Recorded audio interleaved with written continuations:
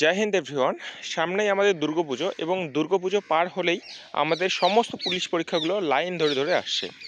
সর্বপ্রথম রয়েছে আমাদের WPSI পরীক্ষা, যেটা 1131টি পোস্টের জন্য এসেছে। তার প্রিলিমিনারি পরীক্ষা যেটি সংগঠিত হবে 12ই অক্টোবর 2025 এবং তারপরে রয়েছে তোমাদের 30শে নভেম্বর WP কনস্টেবলের এক্সাম এবং তারপরে রয়েছে কলকাতা পুলিশের প্রিলিমিনারি পরীক্ষা।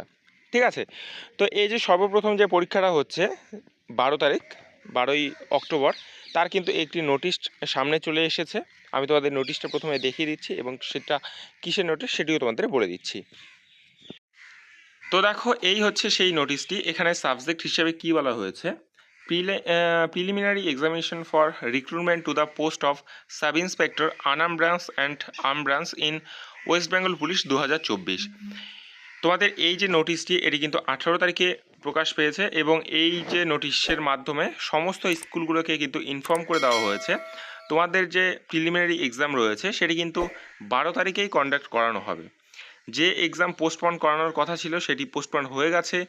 কলকাতা পুলিশের এক্সাম প্রিপন করানো হয়েছে। আর কিন্তু কোনোভাবেই তোমাদের এই এক্সামগুলো ঢিলে বা লেট কিন্তু তোমাদের হবে না। ঠিক আছে, মাত্র হাতে আর 20 দিন সময় আছে। তারপর সামনে আমাদের দুর্গাপুজো আছে। তোমাদের কাছে একটা কিন্তু বেস্ট অপরচুনিটি থাকবে।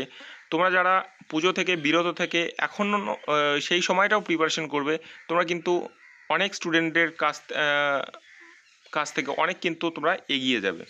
অনেকে পুজোয় মেতে থাকবে, সেই সময় যদি তুমি নিজেকে ঘরবন্দি করে যদি পড়াশোনা চালিয়ে যেতে পারো তাহলে কিন্তু তোমার সাকসেস অনিবার্য। ঠিক আছে, অনেক কম্পিটিশনের দিক থেকে তুমি কিন্তু এগিয়ে যাবে।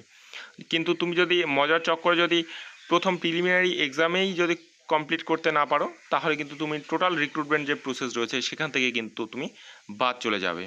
ঠিক আছে, ভালো করে প্রিপারেশন নাও, আশা করি তোমাদের এক্সাম ভালো হবে। অবশ্যই তোমরা মক টেস্ট দিতে থাকো। দেখা হচ্ছে পরের ভিডিওতে। জয় হিন্দ, জয় ভারত।